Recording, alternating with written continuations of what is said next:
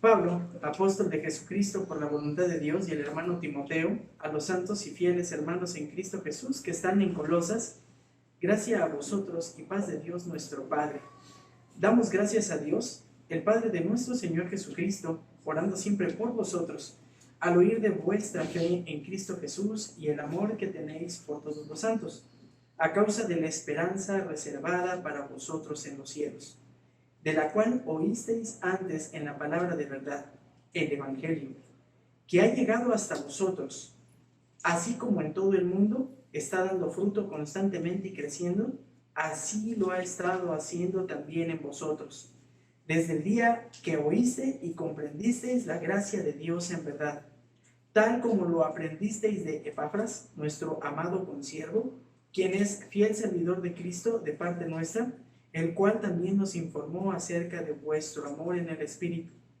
Por esta razón, también nosotros, desde el día que lo supimos, no hemos cesado de orar por vosotros y de rogar que seáis llenos del conocimiento de su voluntad y de toda sabiduría y comprensión espiritual, para que andéis como es digno del Señor, agradándole en todo, dando fruto en toda buena obra y creciendo en el conocimiento de Dios, fortalecidos con todo poder según la potencia de su gloria, para obtener toda perseverancia y paciencia con gozo, dando gracias al Padre que nos ha capacitado para compartir la herencia de los santos en luz, porque Él nos libró del dominio de las tinieblas y nos ha trasladado al reino de su Hijo amado, en quien tenemos redención del perdón de los pecados. Él es la imagen del Dios invisible, el primogénito de toda creación, porque en Él fueron creadas todas las cosas, tanto en los cielos como en la tierra, visibles e invisibles, ya sean tronos o dominios o poderes o autoridades. Todo ha sido creado por medio de Él y para Él. Él es antes de todas las cosas y Él en todas las cosas permanece. Él es también la cabeza del cuerpo que es la iglesia, y Él es el principio, el primogénito de entre los muertos, a fin de que Él tenga toda la primicia, porque agradó al Padre que en Él habitara toda la plenitud, y por medio de Él reconciliar todas las cosas consigo, habiendo hecho paz por medio de la sangre de su cruz. Por medio de Él, repito, ya sean las que están en la tierra o las que están en los cielos, y aunque vosotros antes estabais alejados y erais de ánimo hostil, ocupados en malas obras, sin embargo, ahora Él os ha reconciliado en su cuerpo de carne, mediante su muerte, a fin de presentaros santos, sin mancha e irreprensibles delante de Él, si en verdad permanecéis en la fe bien cimentados y constantes, sin moveros de la esperanza del Evangelio que habéis oído, que fue proclamado a toda la creación debajo del cielo, de la cual yo, Pablo, fui hecho ministro. Oremos, hermanos. Dios, agradecemos en esta mañana el privilegio enorme y hermoso, Padre, que tenemos de abrir tu palabra para estudiarla. Queremos, Padre, rogarte y suplicarte que tú seas quien hables, Padre, que tu palabra hable a nuestros corazones, a nuestras vidas, que cumpla el propósito para el cual envías, y que nos permitas, Señor, ser obedientes a lo que en ella dices. Que nos permitas ajustar nuestras vidas, Señor, buscando ser hombres y mujeres devotos, Padre, a ti.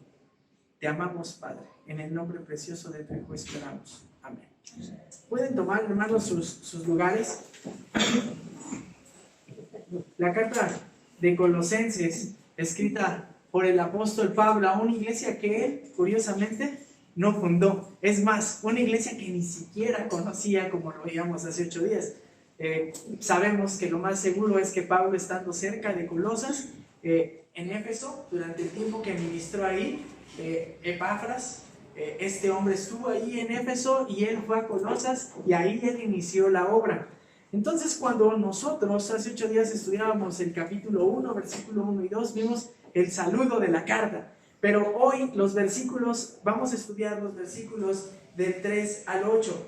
Vamos a estudiar Colosenses capítulo 1, versículos del 3 al 8. Así es que cuando usted y yo nos sentamos a leer la carta de Colosenses capítulo 1, versículos 3 al 8, es muy sencillo identificar de qué se trata el texto. El texto nos va a narrar cómo el apóstol Pablo agradeció a Dios en oración por los efectos que el Evangelio había producido en los creyentes de Colosas. Yo sé que lo dije muy rápido, se lo repito, más lento. Cuando usted y yo leemos a simple vista Colosenses capítulo 1, versículos del 3 al 8, identificamos que el apóstol Pablo agradeció a Dios en oración por los efectos que el Evangelio había producido en los creyentes de Colosas. Ahora, eso tiene que dejarnos algo a nosotros, nos debe de enseñar algo. Y sí nos enseña 5 cosas muy importantes. En este capítulo nosotros vamos a observar 5 efectos del Evangelio en mi vida que despiertan en otros creyentes alabanza a Dios. Es decir, mi vida debiese producir al ver otras personas, alabanza a Dios. Pues este pasaje es perfecto para ello. Este pasaje nos muestra 5 efectos del Evangelio en mi vida que despiertan en otros creyentes alabanza a Dios. Así es que va a ser una buena evaluación, hermanos, en esta mañana, la cual usted se va a hacer a la luz, usted y yo nos vamos a hacer a la luz de la palabra de Dios. Si quiere un título y le parece más fácil, bueno, entonces es una vida que despierta alabanza a Dios. Una vida que despierta alabanza a Dios tiene cinco efectos que ha producido el Evangelio. Así es que el primero de ellos, hermanos, se distingue porque tiene una fe obediente. Y no le voy a decir lo demás. Vamos a empezar aquí. Sí, dijimos, una vida que despierta alabanza a Dios es aquella que se distingue porque tiene una fe obediente. Y quiero que observen lo siguiente. Acompáñenme por favor, versículo número 3. Damos gracias a Dios, el Padre de nuestro Señor Jesucristo, orando siempre por vosotros. ¿Ya se dio cuenta de la acción de gracias? ¿Se acuerda usted que hace 8 días yo les decía la razón por la que el apóstol Pablo escribió a la iglesia de Colosas? ¿Sí recuerda usted por qué escribió? Bueno, decíamos que Epafras, este hombre que empezó a trabajar y a compartir el Evangelio, ¿en dónde? En Colosas, al tiempo que funda la iglesia. Usted observe, no era una iglesia que fuera apóstata, no era una iglesia que estuviese enseñando algo incorrecto. Si hubiese sido algo hubiera salido de la iglesia, Pablo no se hubiese detenido y le hubiera exhortado como exhortó a otra iglesia, a la iglesia de los ¿qué? De los Gálatas. ¿Sí recuerdan la carta a los Gálatas? Pablo ahí inmediatamente se va para detener la herejía que ya estaba dentro de la iglesia. No, Pablo lo que va a hacer va a escribir esta carta a solicitud del mismo Epafras. Epafras estaba en Colosas, vio que se estaban acercando falsos maestros y vio el tipo de falsa enseñanza que se estaba dando, conocida como ¿qué? Como gnosticismo. Y el gnosticismo dijimos que tenía características muy especiales que son prudentes recordarlas porque las vamos a ver atacadas desde el versículo número 3 al 8. Dijimos que el gnosticismo argumentaba que Dios es bueno, pero la materia es mala, es decir, lo espiritual es bueno, pero el cuerpo es ¿qué? Es malo. Ahora, decían estos hombres, estos falsos maestros, que Jesucristo era una de tantas manifestaciones ¿de quién? De Dios. Entonces afirmaban que Jesús descendía de Dios, pero que Él era menos que Dios. Y esta mentira, hermanos, nosotros la seguimos observando hasta nuestros días. Hay sectas que enseñan que enseñan esto. Dicen, no, Jesús es un ser divino, pero no puede ser Dios. También decíamos que esta falsa enseñanza primeramente atacó la naturaleza divina de Cristo, pero que entonces hubo grupos que surgieron con el efecto de combatir esto y entonces negaban la verdadera humanidad de Cristo y entonces por defender la divinidad. Y decíamos que este es un misterio enorme, pero es una realidad que enseñan las Escrituras. Cristo es tanto divino como tanto es humano. Es totalmente humano y es totalmente divino. Dios ganó humanidad cuando se encarnó en Cristo, pero decíamos que había factores que hacían al gnosticismo sumamente antojable. Había factores que provocaban que se pudiese abrazar el gnosticismo, porque apelaba a que debiese haber una existencia de conocimiento secreto. No era lo que enseñaban los apóstoles.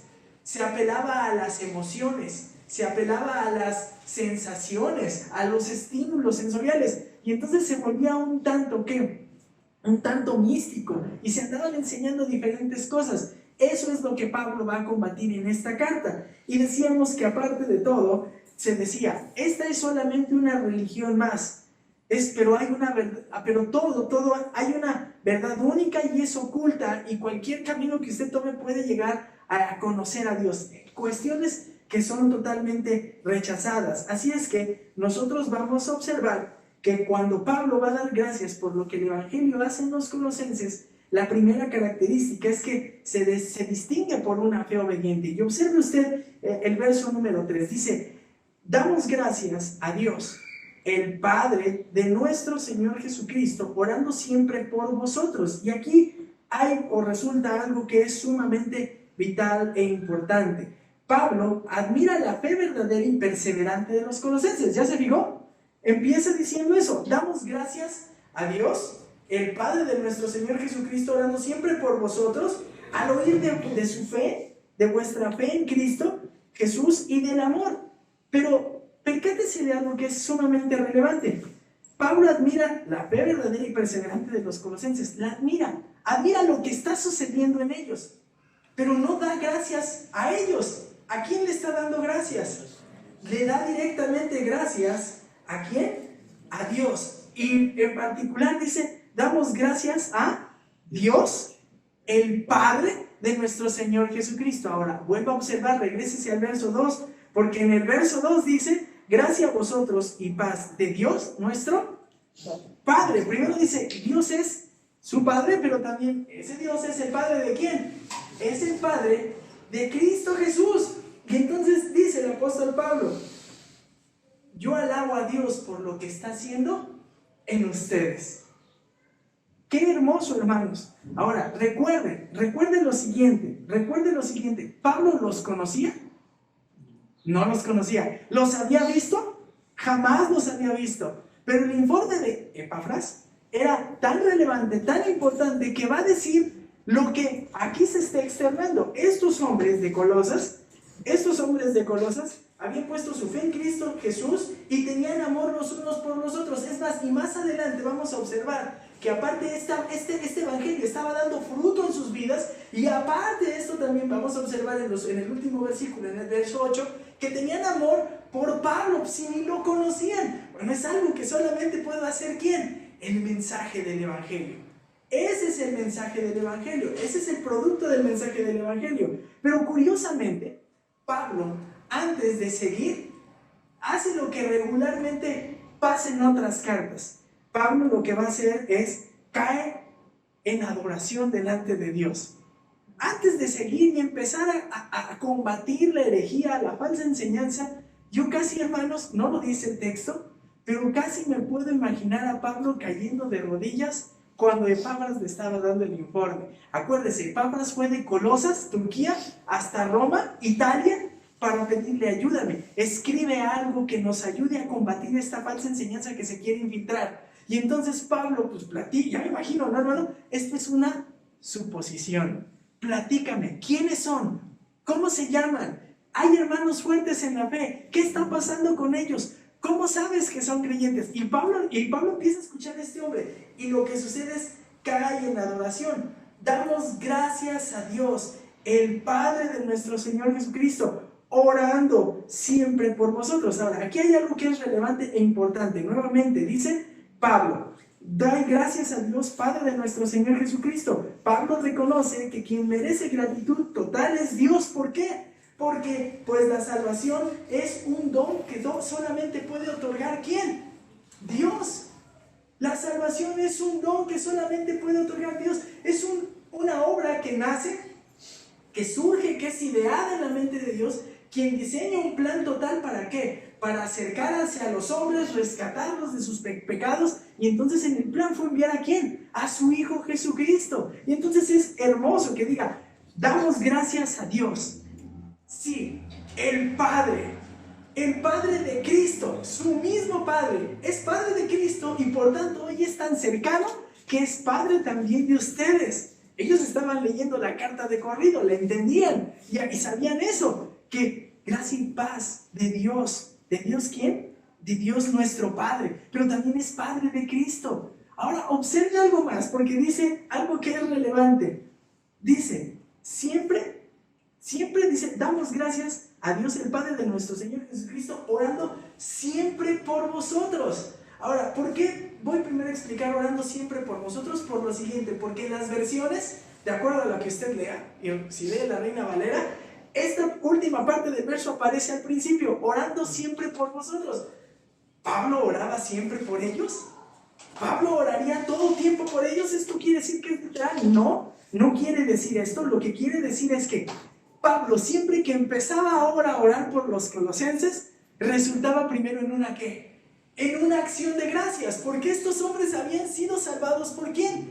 Por el Padre, pero por alguien más.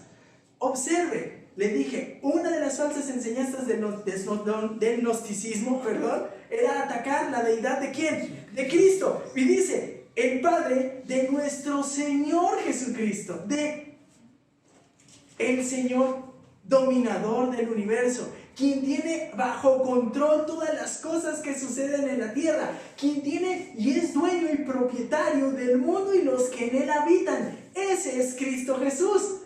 Para el pensamiento judío de ese tiempo, el único que podía tener estas características era ¿quién? Dios. Y dice, bueno, pues ustedes son salvos por Dios y ustedes son salvos por la obra del Dios hecho carne. ¿Quién? De Cristo Jesús, de Jesucristo. ¿Y se acuerda lo que le dije hace 8 días? ¿Recuerda lo que le mencionaba? Jesucristo, doble nombre, un nombre compuesto que declara su deidad, pero también su obra ¿qué? Humana y su obra divina redentora, el anunciado. Así es que desde los primeros versículos Pablo está apuntando con una acción de gracias enorme, diciendo, sí, ustedes son hijos de Dios, pero ustedes son salvados también por Cristo Jesús, quien es Dios, el anunciado. Son salvados por Él. Y les va a decir algo más, orando siempre por vosotros. Ahora, usted pudiese, hermano, aquí pasar de largo y decir, esta es una frase rápida, sí, pero póngase a pensar en esto. ¿Los había visto? No. ¿Sabía quiénes eran? No. ¿Conocía sus nombres? Tampoco. Sin embargo, existía un gran peso en el corazón de Pablo por desvivirse en oración por por estos colosenses, y aunque no los conocía, él daba gracias. Y me imagino a Pablo un tanto emocionado, contento, alegre, porque sabía que el evangelio llegaba a todas estas personas. Pablo en verdad desbordaba su vida en oración, y entonces el resultado es este, y el resultado vienen las causas por las cuales él oraba. Observe el verso 4, al oír ¿qué? De vuestra fe. ¿En quién? Al oír de vuestra fe en Cristo Jesús. Y ahí es donde nosotros encontramos que una vida que despierta alabanza a Dios se distingue porque tiene una fe obediente. Dice Pablo, al oír de vuestra fe, al oír de vuestra fe en Cristo Jesús y del amor que tenéis por todos los santos. Y dice, he oído de vuestra fe. Sí, obviamente, ¿por mano de quién? Por mano de Epafras. Pero dice, he oído de vuestra fe. Ahora hay que explicar, pues, ¿qué es la fe? He oído de vuestra fe, he oído que tienen fe, pero ¿qué es la fe? Bueno, ¿qué es la fe? La fe en Cristo de los colosenses, sabemos que había comenzado en algún punto, en algún momento había surgido la fe. ¿Cuándo fue?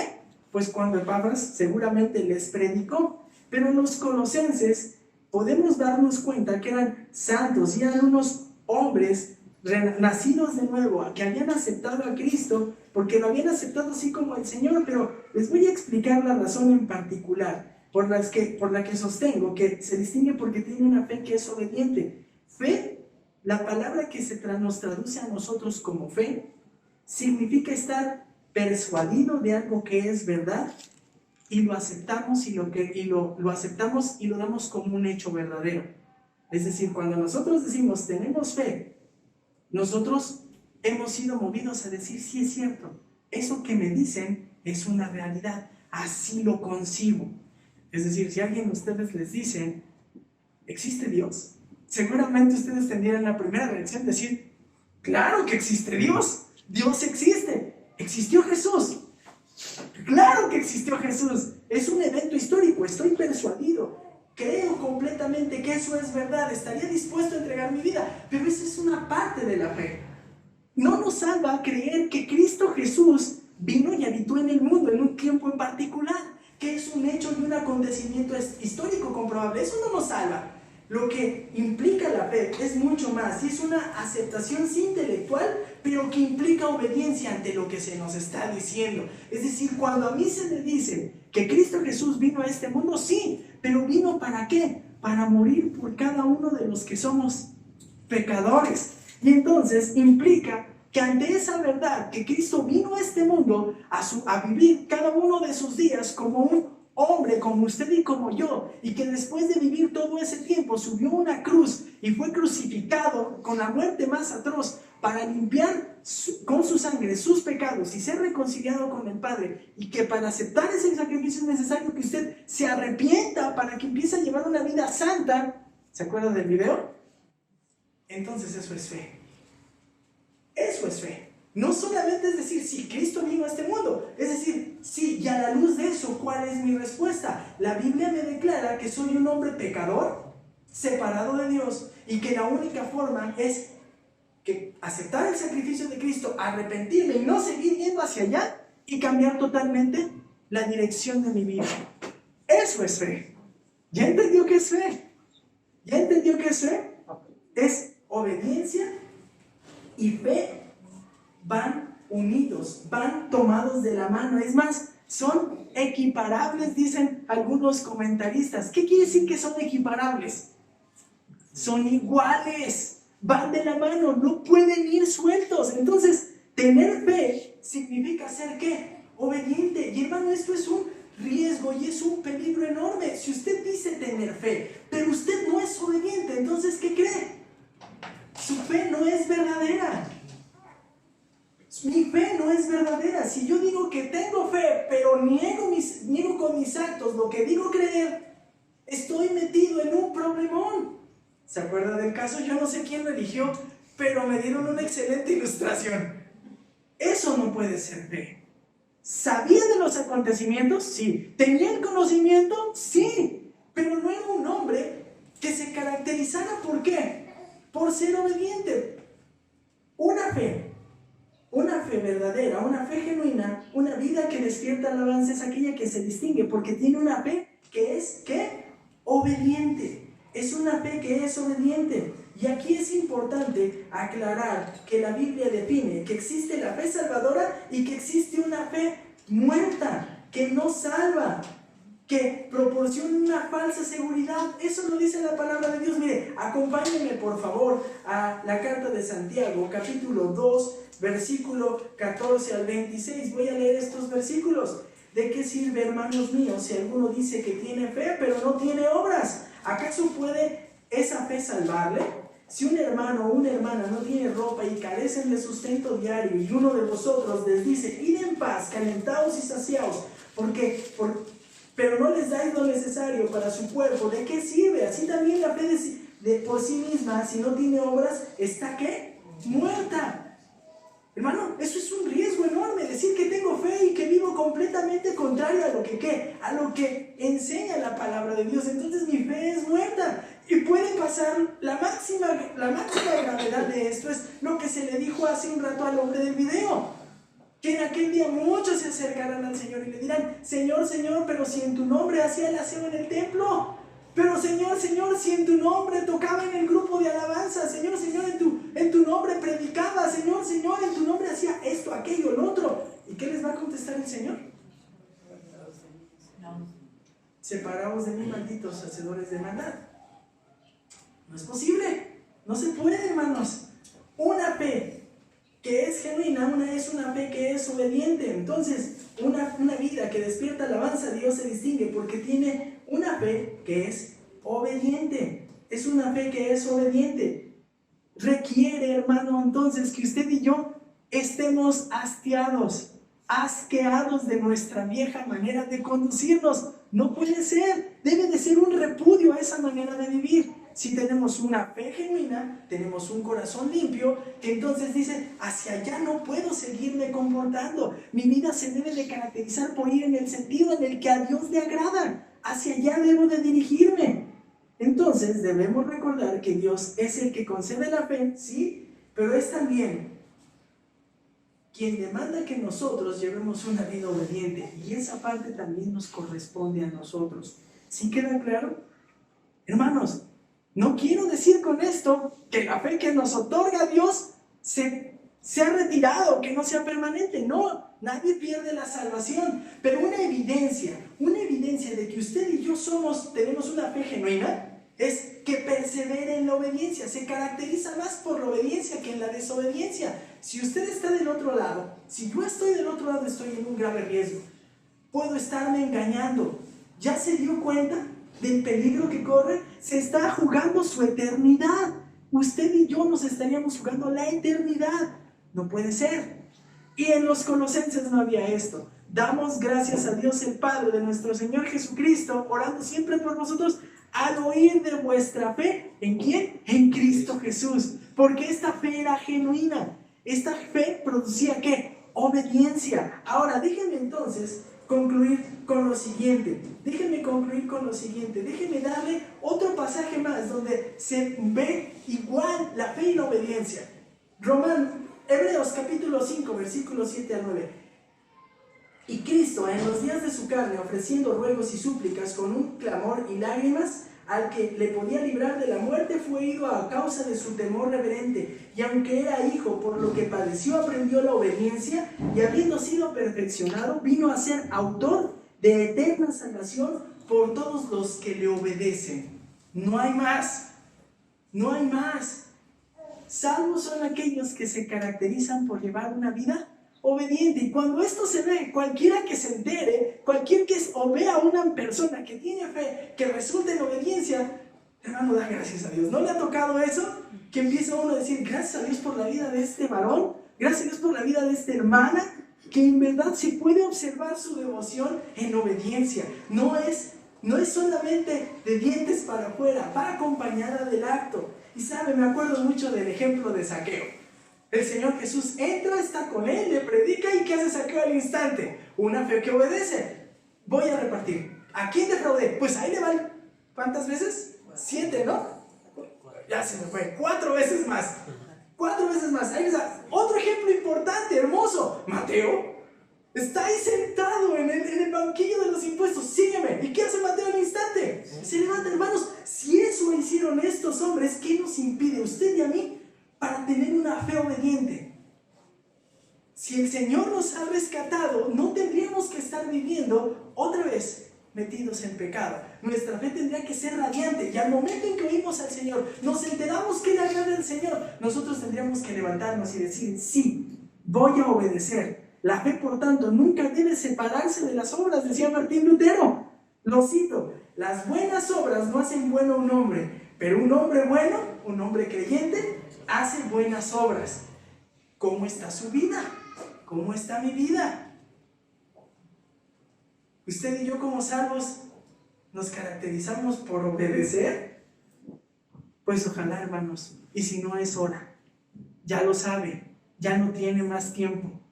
Una fe genuina, es una fe obediente. Y le decía hace un momento, una vida que despierta alabanza se distingue porque tiene una fe que es obediente. Pero también voy a mencionarle lo siguiente: una vida que despierta alabanza a Dios se distingue porque ama a la iglesia. Ya le dije, 5 efectos del evangelio en mi vida que despiertan en otros creyentes alabanza a Dios. Vean cómo explotó Pablo al oír de los colosenses, porque tenían una fe obediente. Pero ahora explota en alabanza. ¿Por qué? Porque se distinguen, porque ama a la iglesia. Observe el verso número 4. Y del amor que teníais por todos los santos. Él dice, el apóstol Pablo está diciendo, damos gracias a Dios, el Padre de nuestro Señor Jesucristo, orando siempre por vosotros, al oír del amor que tenéis por todos los santos. Sé del amor que tienen por todos los santos. El amor por los hombres. ¿El amor por quién? Por el prójimo. ¿Sabe? Tiene una cuestión curiosa. La fe se detona ¿en dónde? En el pasado. El amor se detona ¿en dónde? En el presente. Dice el apóstol Pablo, yo sé del amor que tienen ¿por quiénes? Por todos los santos. En el amor que tenéis por todos los santos. Y aquí viene una pregunta interesante, hermanos. los que se dicen ser creyentes, dicen profesar la fe en Cristo, no solamente lo evidencian en obediencia, sino que lo evidencian en cómo tratan a los hijos de Dios. ¿Quieres saber cómo está su termómetro espiritual? Vean cómo trata a los hermanos en Cristo. Ahora, déjenme nada más aclarar lo siguiente. ¿En verdad estos hombres amaban a todos los santos? ¿A todos? Porque ellos estaban en Colosas, pero había cristianos ¿en dónde? En Jerusalén, en Judea, en Samaria, hasta lo último de la tierra. ¿Amaban a todos ellos? Bueno, pues no podemos ser literales, pero lo que podemos entender es que en cuanto ellos se enteraban, por el informe de Epafras a Pablo, en cuanto ellos se enteraban, oye, ¿ya sabías que este es cristiano? ¿Qué cree que hacía el colosense? ¡Oh! Es hermano en la fe. Y si empezaban a decir, ¿quieres hermano en la fe? No me digas, hermano, un poquito de imaginación. ¡Ah, eres hermano en la fe! ¡Ah, yo también soy cristiano! Bueno, no creo que así porque los mataban, ¿no? Si los descubrían. Pero sí creo, hermanos, que en cuanto se enteraban, empezaban a tener actos de amor. ¿Por quién? Observen, no dice por los hombres. No dice por los santos. ¿Por qué por los santos? Porque eran los apartados, los escogidos por Dios, y que valían la sangre ¿de quién? De Cristo. Estos hombres, el amor de los colosenses era hacia todos los santos. No había algo que restringiera su amor. No solo mostraban amor a los de su propia comunidad local. Los colosenses, donde se encontraban verdaderos creyentes, su amor se derramaba, se desbordaba. Hermanos, qué hermoso es encontrar un hermano cariñoso. Pues ya me lo imagino. Un ejemplo de este sería un colosense. Sería un buen mote, ¿no, hermanos? Mira, ahí viene el colosense, ¿no? De que es bien efusivo y amoroso. Pues ojalá y así fuera. El apóstol Pablo les empieza, hermano, detona una alabanza sublime por el amor de estos hombres.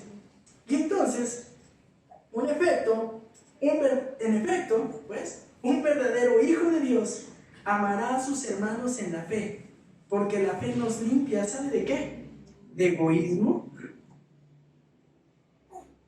de maldad, de rencor hacia aquellos que nos rodean, y principalmente hacia aquellos que son hijos de Dios y son hermanos en Cristo. Gracia y paz del Padre de Jesucristo. Hermanos, eso nos debiese hacer pensar qué tan amorosamente nos tratamos los unos a los otros. Es decir, nos tratamos, aquí no sobraría la cordialidad entre nosotros. No debiese sobrar el cariño y el afecto entre nosotros. ¿Saben dónde debiesen estar los mejores compañeros, amigos? Las mejores y más fuertes relaciones de un cristiano. Dentro de la iglesia. Nos une el amor, la elección del Padre, el sacrificio del Hijo, el sello del Espíritu Santo. Tenemos un nexo espiritual enorme, hermanos. Eso nos debiese amarrar. ¿Sabe? Ver a los hermanos debiese ser un motivo para buscar servirlos de manera sacrificada. ¡Ay, cómo me choca lavar el baño! Pero lo voy a hacer por amor ¿a quién? A mis hermanos. ¡Ah, cómo me cuesta trabajo ver o hacer esto o aquello! Pero lo hago porque valen el mismo precio que yo, son pagados por la sangre de Cristo. Lo debo hacer, me debe de nacer hacerlo. ¿Qué tengo que sacrificar en mis necesidades? No me importa. Vale la pena hacerlo, son hijos de Dios, son hermanos en Cristo. Así es que, hermanos, demostremos verdadero amor cuando nos sacrificamos y sufrimos en la medida de nuestras posibilidades las necesidades del hermano. ¡Qué práctico! ¡Qué práctico! Y saben, la vida entonces cristiana tiene dos caras: la fe y el amor. Fe y amor. Fe que es obediente y amor que se muestra en actos. Y sabe, a lo mejor usted me dice, ay, es que yo soy bien difícil, pastor, no sabe cuánto me cuesta trabajo. Pues tiene el Espíritu Santo, hermano. Y sabe, no es el único pasaje en el que se enseña esto. Déjeme leerle dos. y todos especialmente de la primera carta de Juan. En esto se manifestarán los hijos de Dios y los hijos de Satanás. Todo aquel que no hace justicia y que no ama a su hermano, no es de Dios. Otra vez, aquel que no ama a su hermano, ¿no es de quién? De Dios. Y una fe genuina es una fe obediente. Ya no tiene pretexto. Es que me cuesta trabajo relacionarme. No tienes pretexto. Si eres hijo de Dios y tienes una fe obediente, necesitas amar a los hermanos. El amor es una responsabilidad, es una determinación de la persona. No te nace, no puedes. Pues pídele a Dios que te ayude. Si alguno dice, yo amo a Dios, pero aborrezco a mi hermano, aborrece a su hermano, es mentiroso. Pues el que no ama a su hermano, a quien ha visto, ¿cómo puede amar a Dios? ¿Quién no ha visto? ¿Cómo puedes decir, quiero buscar a Dios, pero no quiero estar con los hermanos? No es posible. Si hay eso en mi vida, sería un grave peligro. ¿Sabe? Quise buscar un ejemplo, pero dije, ¿qué mejor ejemplo que el propio Pablo? Si él sabía de amor, si alguien sabía de amor, era Pablo. Y le voy a decir por qué. Hace 8 días repasamos su vida y decíamos que Pablo estuvo dispuesto a padecer persecución, asaltos, naufragios, lo apedreaban con tal de servir y edificar a sus hermanos. Y luego que lo servía todavía le decían, ni eres apóstol. Y él decía, pues los vuelvo a visitar y los vuelvo a ver. Y después él decía, estoy en estrecho, ya quisiera partir, pero sé que es inconveniente que me quede aquí para edificarlos. ¿Qué mayor amor que ese? Y estaba, cuando escribe esta carta, ¿se acuerdan dónde estaba? En la cárcel, preso injustamente por predicar el evangelio. Hermanos, tiene usted ejemplo. Así es que, ¿qué tanta disposición tienes para convivir con los hermanos en la iglesia? ¿Qué tan dispuesto estás a ayudar a tus hermanos? ¿Qué tanto anhelas estar sirviéndoles? ¿Qué tanto anhelas ser servido por ellos? Dice el apóstol Pablo que esta iglesia se distinguía porque se amaban los unos a los otros. Entonces, una vida que despierta alabanza a Dios se distingue también porque ama a la iglesia. Pero una vida que despierta alabanza a Dios se distingue porque anhela el cielo. Voy rápido. Observe lo siguiente. Le dije, hay 5 efectos del evangelio en mi vida que despiertan en otros creyentes alabanza a Dios. Ya vimos uno. ¿Se acuerda cuál era? El primero fue una vida que despierta alabanza, es aquella que tiene una fe obediente. La segunda es ama a la iglesia. Y la tercera es anhela el cielo. Se distingue porque anhela el cielo. Y observe el verso 5. A causa de la esperanza reservada para vosotros en los cielos, de la cual oísteis antes en la palabra de verdad, el evangelio. A causa de la esperanza. Y aquí viene el tercer elemento que regularmente cita Pablo en sus cartas. Fe, amor, ¿y qué? Esperanza. Fe, amor y esperanza. Ahora, dijimos, la fe inició en la vida del creyente en algún momento en el pasado. El amor lo ponía en práctica en ese momento, y la esperanza estaba reservada ¿para cuándo? Para el futuro. Estaba reservada para el futuro. Ahora, ¿qué es la esperanza? Tenemos que identificar o intentar definir qué es la esperanza. Bueno, esperanza no significa el hecho de esperar, ¿no? Bueno, tengo esperanza, aquí me quedo. No quiere decir eso. Significa el cumplimiento de nuestra salvación. Significa el cumplimiento de nuestra salvación. Cuando seremos llevados al cielo y entraremos en nuestra herencia eterna. Es decir, cuando veremos que todo lo que se nos decía se ha cumplido cabalmente.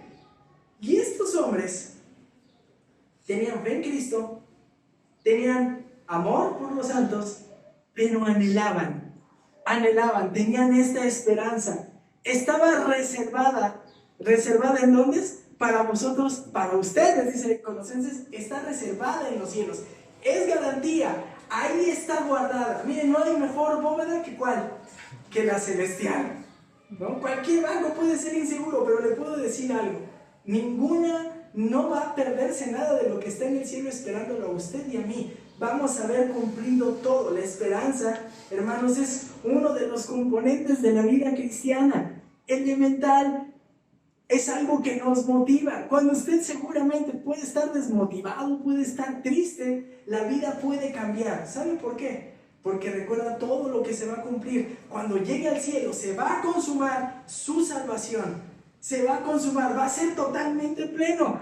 Hermano, ¿cuántas veces no ha tenido problemas y no termina diciendo, ay Señor, ¿por qué no vienes pronto? Lo anhelamos. Bueno, yo soy el único loco que me quiero morir, hermanos, pero uno dice, Señor, ¿por qué no vienes? Esto está muy feo, ya llévanos, sácanos de aquí. Cuando uno está poniendo, uno pone, la mente en la esperanza, lo está poniendo en el cielo, ¿y sabe qué hace con este mundo? Lo empiezas a ver de lado. Lo empiezas a ver de lado. ¿Cuál es nuestro problema? Que muchas veces estamos más ensimismados por lo que hay en este mundo que por lo que nos espera, por lo que nos está reservado. Ahora, hermanos, buen ejercicio sería pensar, ¿y qué nos está reservado? Para emocionarnos, ¿no? ¿Sabemos qué nos está reservado? Bueno, no se preocupe, vamos para allá.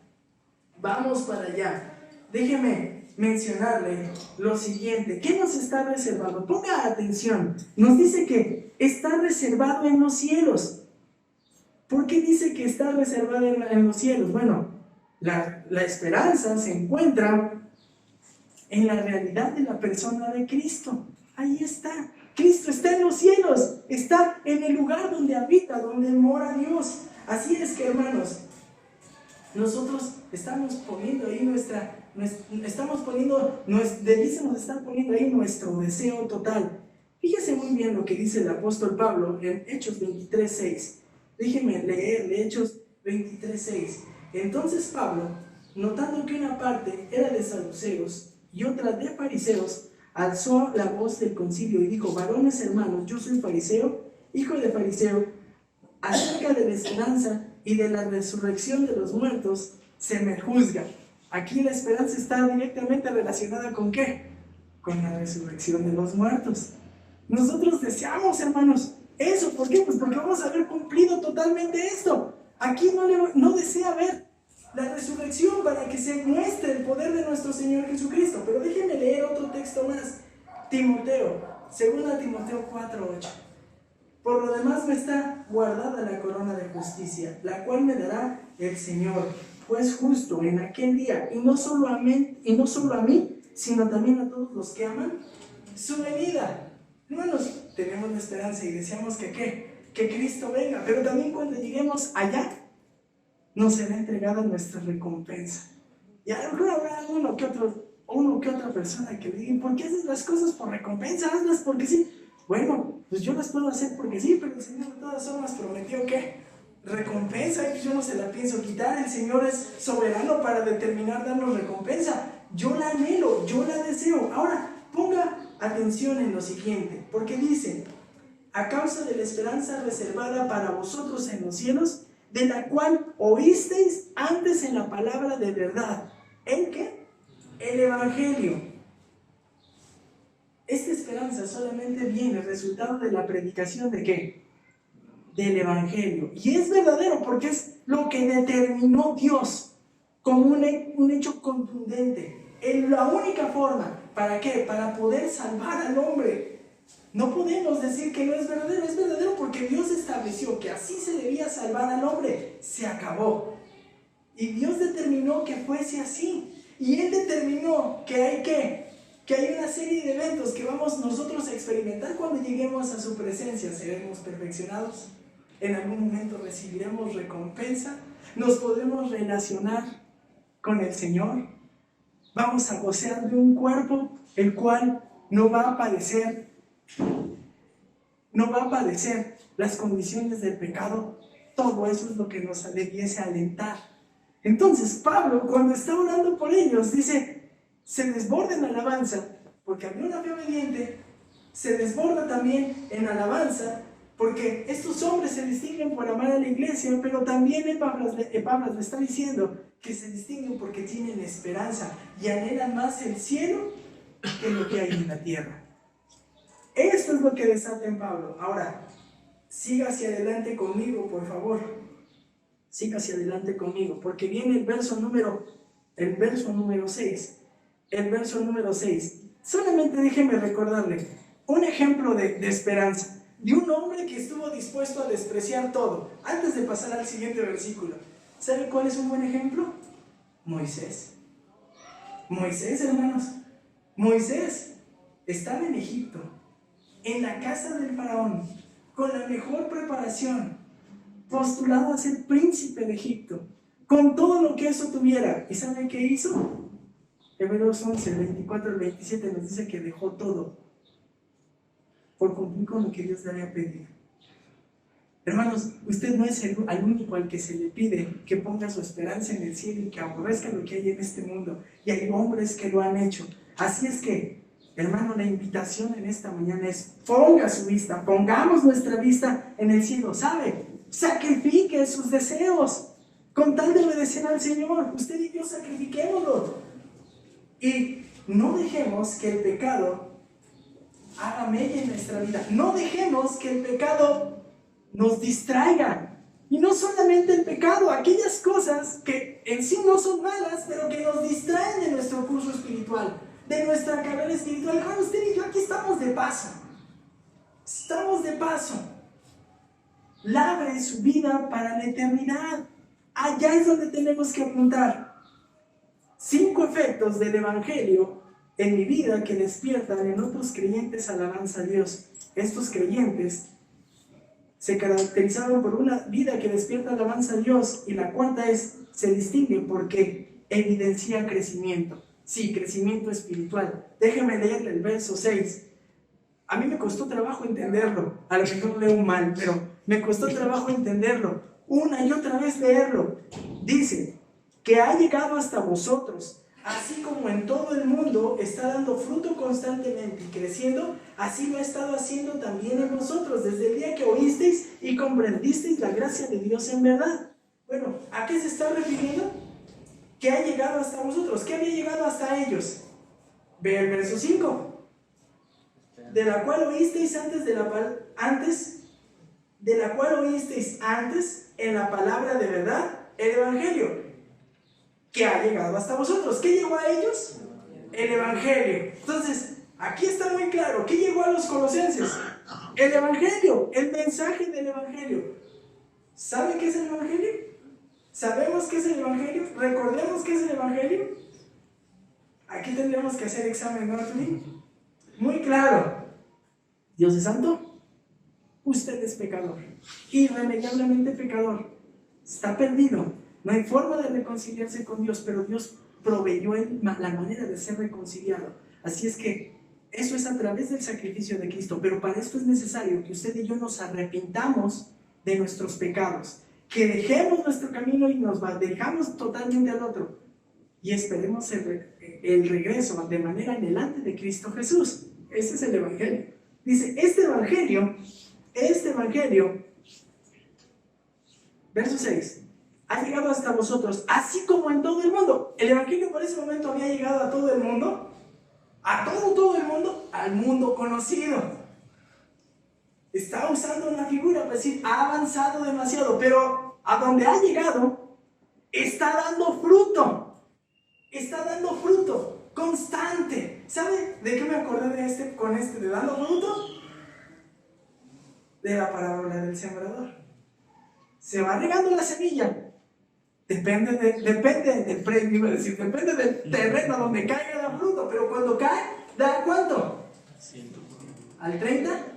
¿Al 60? ¿Al 100 por 1? ¿Se acuerdan lo que nos ha enseñado el pastor Santiago? Se siembra uno, ¿sale cuánto?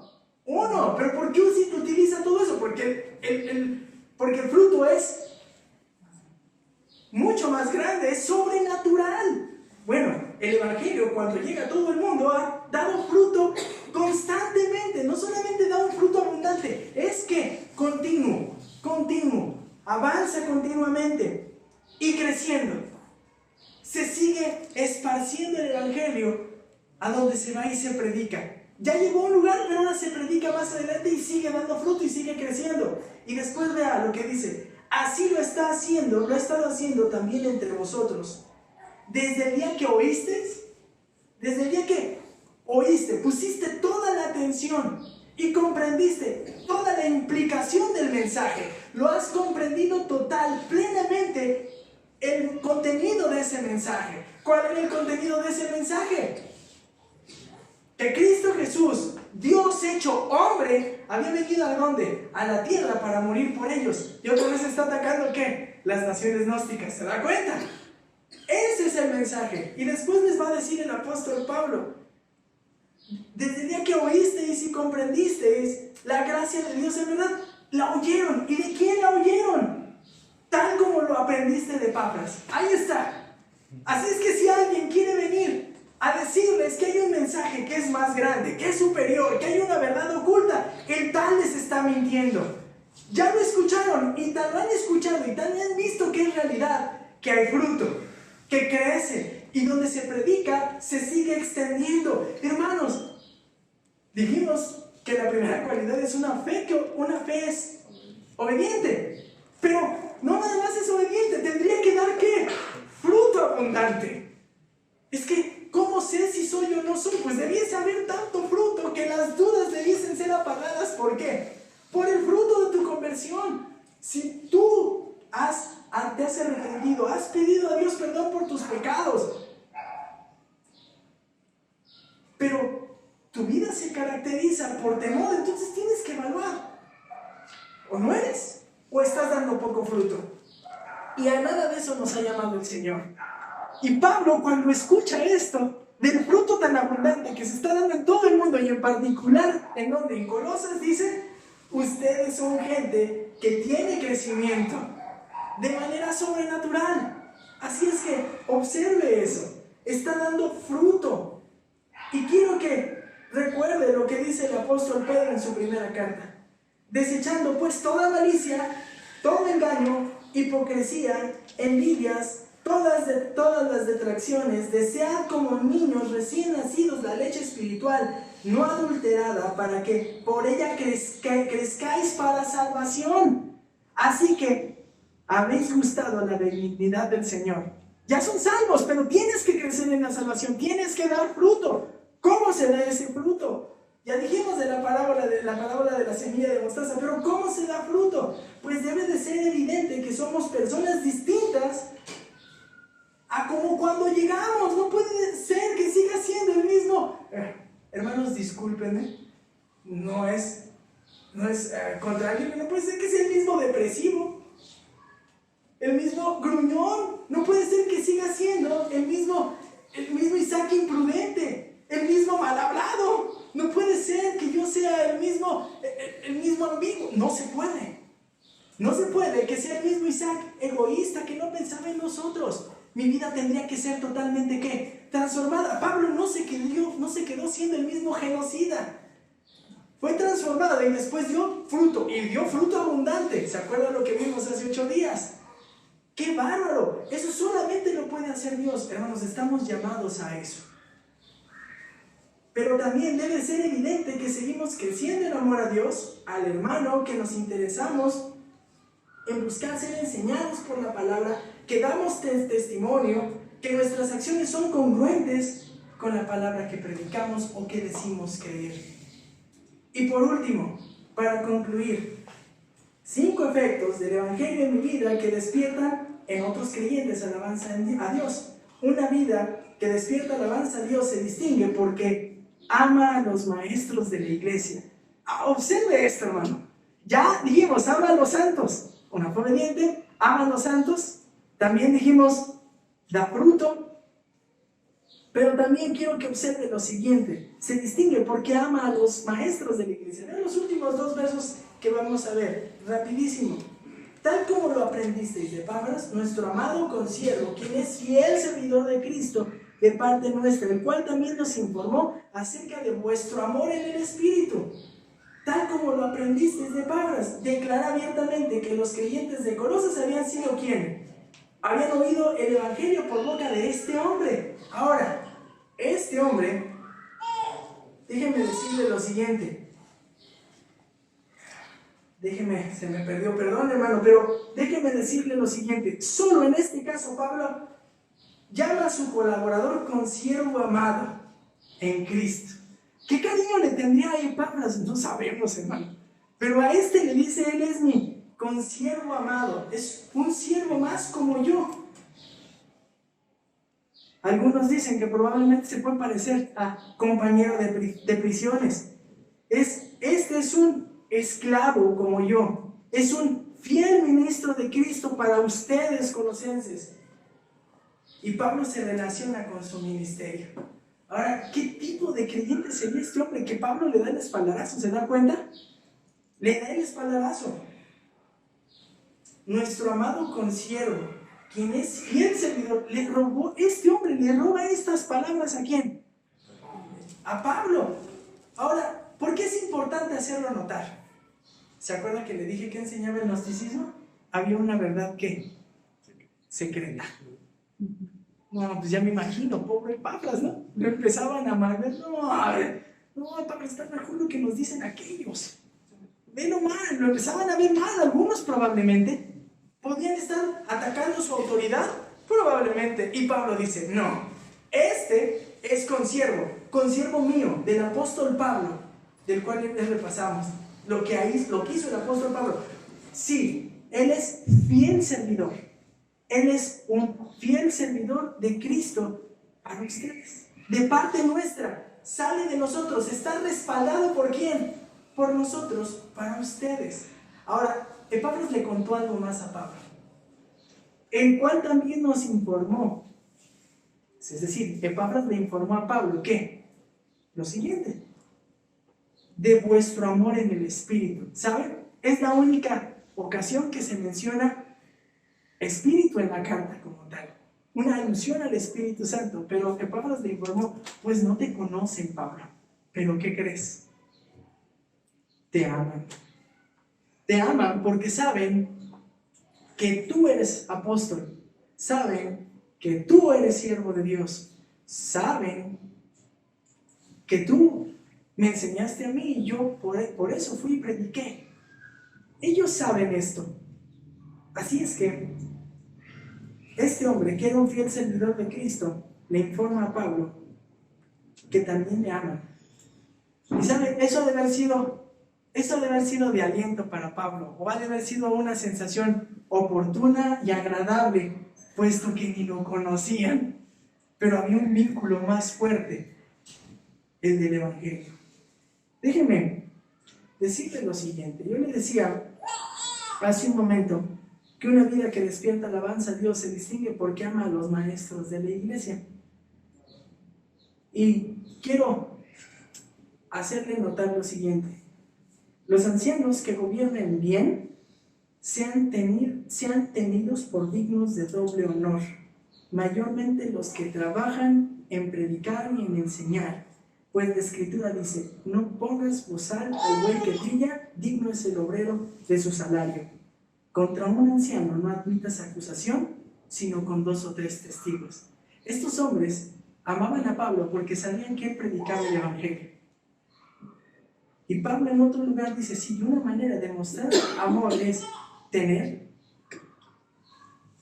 admirar, respetar, tenerle como alguien valioso, cuando un maestro en la iglesia se dedica de tiempo completo a la enseñanza de la iglesia.